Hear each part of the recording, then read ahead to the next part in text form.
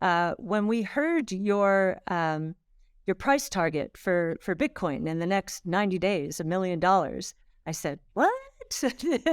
And so Yassine El-Mandra, who leads our crypto effort, and I were chatting about it. And, we're very positive on Bitcoin as well. But your forecast was in the context, apparently, and we'll get into this, of sort of the hyperinflation associated with fiat currencies. And our optimism is more a function of fears of deflation and counterparty risk. And both of those should accrue to Bitcoin's benefit. Bitcoin as an insurance policy and a flight to safety against confiscation of wealth.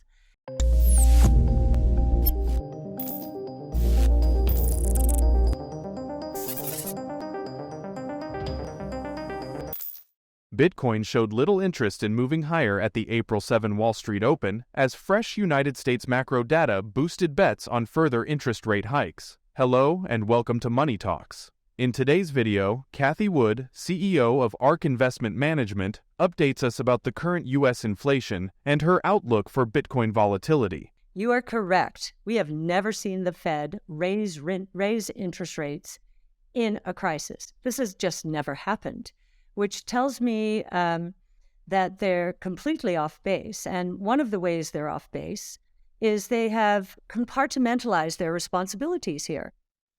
They're basically saying, oh, well, we have tools to deal with financial instability, with liquidity crises and such. But the Fed's primary role right now is to fight inflation. And so I think this compartmentalization confuses the fact that financial instability is going to impact inflation. And the way I think it is going to impact inflation is through a serious decline in the velocity of money. Now, I think velocity, which when you go through a crisis and the economy seizes up, velocity goes down. When I saw people lined up in front of Silicon Valley Bank, the most technologically savvy people probably in the world, lined up in front of a bank, taking their money out physically, it reminded me of It's a Wonderful Life. I don't know if you've seen that movie, but people waiting in line get their money, and they put some of their money under the mattress saying, I don't know what's going on, but I need to rush to safety. The equivalent was Bitcoin going from 19,000 up almost 50%, in the same time period. So you're absolutely right, Balaji. I agree with you completely. There is a flight to safety, but it is also into Treasury mutual funds, which have left the banking system and therefore will not be able to contribute to the production of goods and services in the economy. So 4.5% on a year-over-year basis, minus 2.8% sequentially quarter to quarter, that we have then entered a hard landing. And if you enter a hard landing, I think if I'm interpreting what you're saying is, okay, the Fed will just throw money at this thing. It'll get even more out of control. And I would submit to you that the risk is, you may be right, but the risk is what's called a liquidity trap. People holding back even more, not spending anything, fear, real fear. And hopefully that's not going to happen. But I think this crisis has raised the probability of it, and I do not know why consumers and businesses will migrate back to the banking system, given the very low rates there. U.S. non-farm payrolls figures, the main macro data focus of the week, came in slightly below expectations, indicating unemployment rising more slowly than predicted. This in turn raised market expectations that the Federal Reserve would persist in raising interest rates to combat inflation, at the expense of crypto and risk asset performance. The odds of another 25 basis point rate hike in May topped 70% on the day, according to CME Group's FedWatch tool, having previously circled 50%. Another strong jobs report likely fuels speculation of a 25 BPS hike in May. analytics resource TED Talks Macro reacted on Twitter. All right. I started in the business in 1977. I was in college. And so I experienced the last bit of that inflation into the double digits. I know. Yep. And well, this inflation is not shown here, but I mean the rate hike. Yeah, inflation was in the double digits, and rate hikes went into the. And there was even a surtax that they put on at one point, so we were over 20% at one point. And then Volcker came in and focused on money. And I remember standing. This is how long ago this was, at the teletype every Thursday at 4:15 or 4:30, whenever the number came out. We were waiting for the money supply number. And if it wasn't low enough, the market sold off and so forth.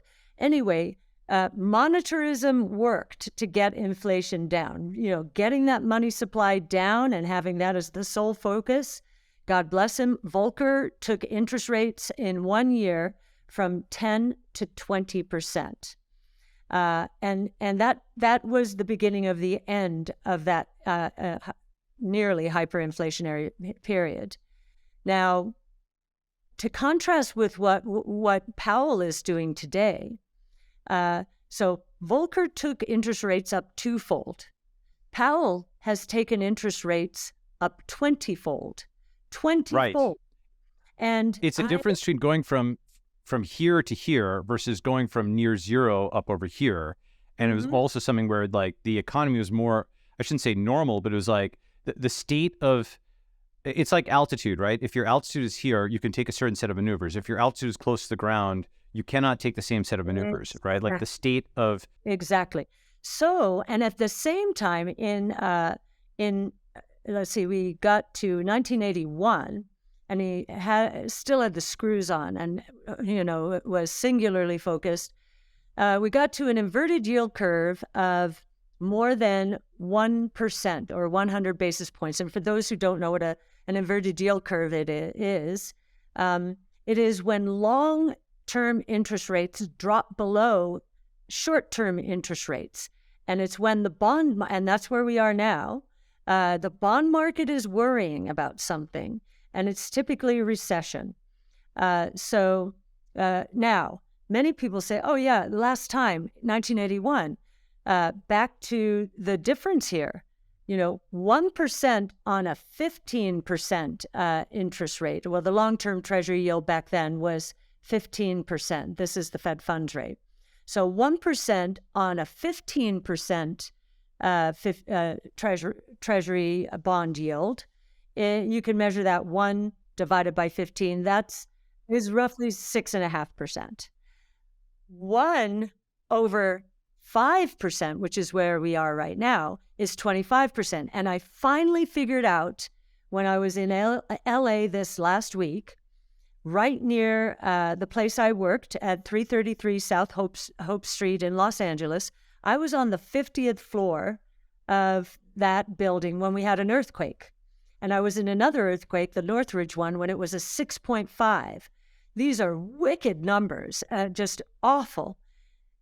6.5 on the Richter scale is a very bad feeling. 25, I don't think has ever happened.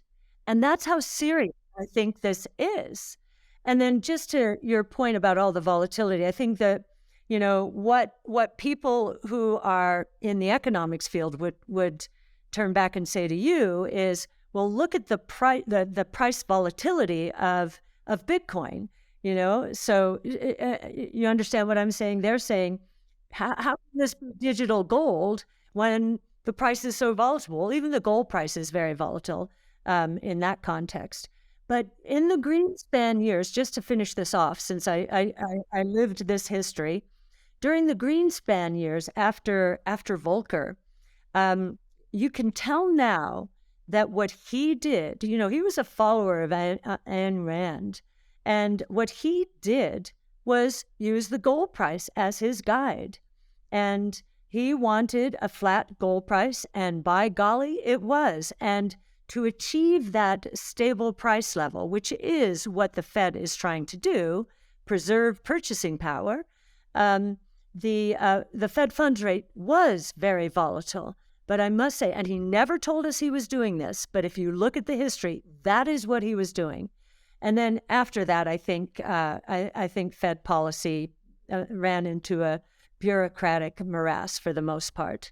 And they were riding on the coattails of a policy that had started in the early 80s and that Greenspan solidified.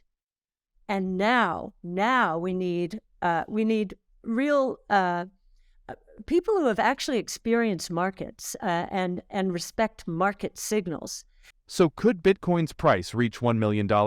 Tell us in the comments. Also, don't forget to like and subscribe. See you soon with the next video. Thank you so much for watching.